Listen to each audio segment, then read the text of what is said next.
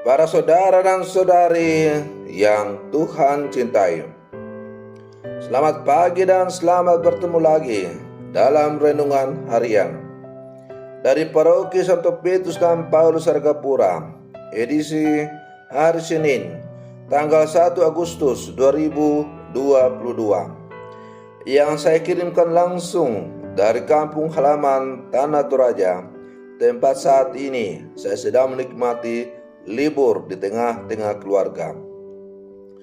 Hari ini Gereja Semesta merayakan peringatan wajib Santo Alfonsus Maria del Giori, Uskup dan Pujangga Gereja.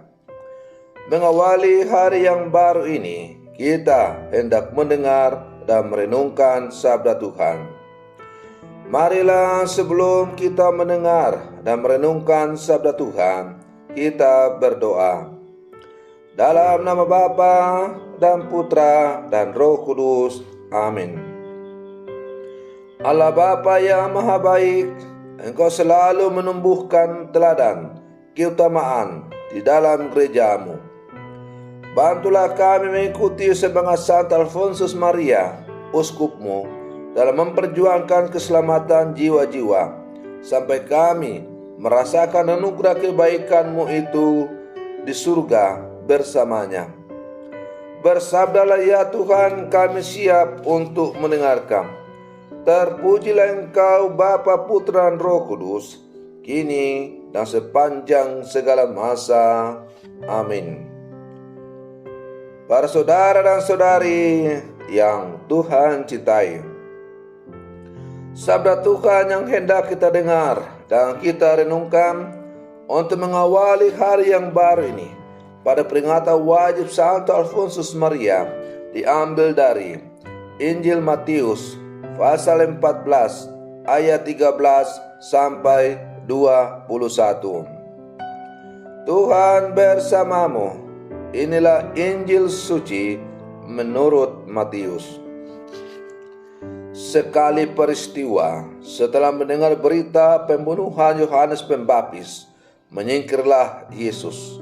Dengan naik perahu, ia bermaksud mengasingkan diri ke suatu tempat yang sunyi.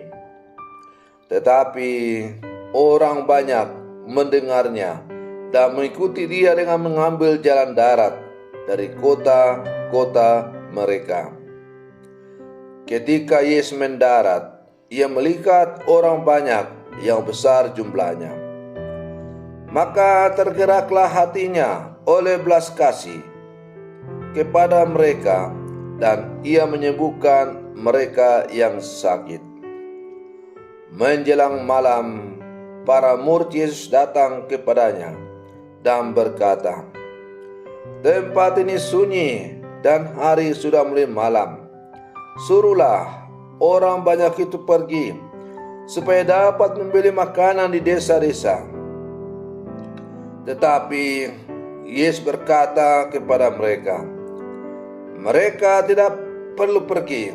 Kalian harus memberi mereka makan." Jawab mereka, "Pada kami hanya ada 5 buah roti dan 2 ekor ikan." Yesus berkata, "Bawalah kemari." Lalu disuruhnya orang banyak itu duduk di rumput.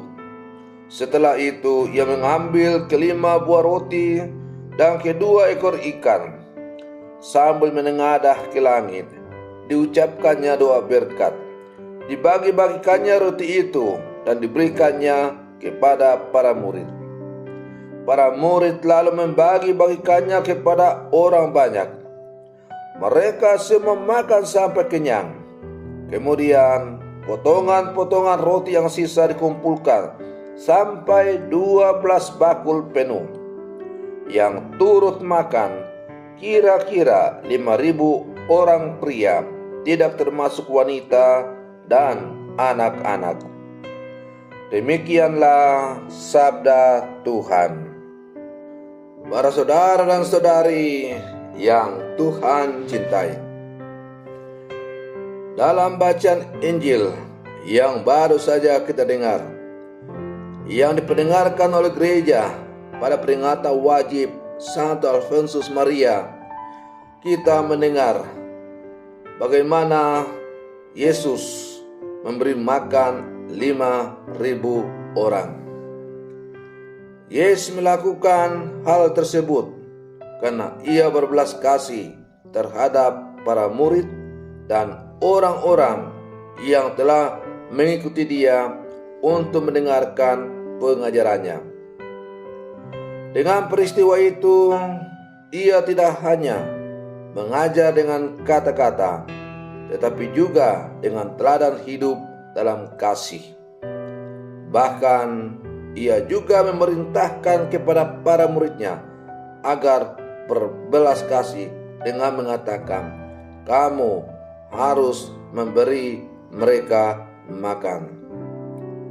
Para saudara dan saudari yang Tuhan cintai, kita sudah berulang kali mengucapkan kata kasih, dan mungkin kita mempunyai pengetahuan yang dalam juga tentang makna kasih itu. Tetapi meskipun demikian, kadang-kadang bahkan sering kita masih sulit untuk melakukan tindakan-tindakan kasih dalam kehidupan sehari-hari. Kita masih lebih sering jatuh dalam sikap egoisme diri kita masing-masing. Sikap mementingkan diri sendiri, kelompok demi kehormatan. Firman Tuhan yang dipendengarkan kepada kita hari ini mengajak kita untuk sesering mungkin melakukan tindakan kasih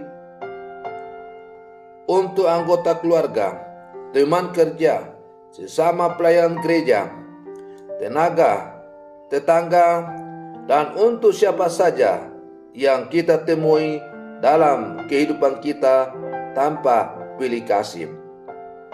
Berbuat kasih kepada sesama bukan supaya dipuji dan dihormati, tetapi sebagai wujud pernyataan pelaksanaan dari sabda Tuhan, karena kita adalah murid-murid dari Yesus. Para saudara dan saudari yang Tuhan cintai, dengan demikian kasih Allah dirasakan oleh sebanyak mungkin orang, termasuk orang-orang yang tidak seiman dengan kita.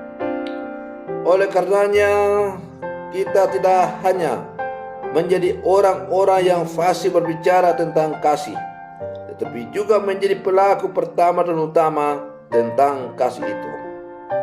Cinta kasih itu bukan sekadar wacana, kata, atau berhenti pada syair dan puisi yang indah saja, tetapi mesti sebuah tindakan nyata dalam kehidupan kita sebagai murid-murid Yesus. Para saudara dan saudari yang Tuhan cintai, sebagai murid-murid Yesus yang hidup zaman sekarang, salah satu tolak ukur untuk orang mengenal apakah kita murid Yesus yang sejati adalah bagaimana kita melaksanakan perintah kasih dalam seluruh kehidupan kita. Melaksanakan perintah kasih bukan hanya dengan kata-kata, tetapi dalam tindakan yang sungguh nyata. Apakah masih ada kasih dari kita terhadap sesama yang menyakiti hati kita? Apakah ada kasih yang kita berikan kepada sesama yang mengalami penderitaan, mengalami kekurangan, mengalami tantangan-tantangan dalam seluruh kehidupan kita? Apakah perintah kasih sebagai pewujudan bahwa kita adalah murid-murid Yesus sungguh kita nyatakan tanpa pandang bulu, ataukah kita melakukan perintah kasih tapi hanya pada kelompok-kelompok tertentu, karena ia satu suku, karena ia satu kombas, karena ia satu iman, dan sebagainya? Perintah kasih yang diajarkan oleh Tuhan kepada kita adalah perintah kasih untuk saling mengasihi, dalam hidup ini tanpa pandang bulu. Maka bila mana perintah kasih itu atau saling mengasihi itu sungguh menjiwai seluruh kehidupan kita, maka saya yakin dan percaya bahwa kejahatan di muka bumi ini pasti akan musnah.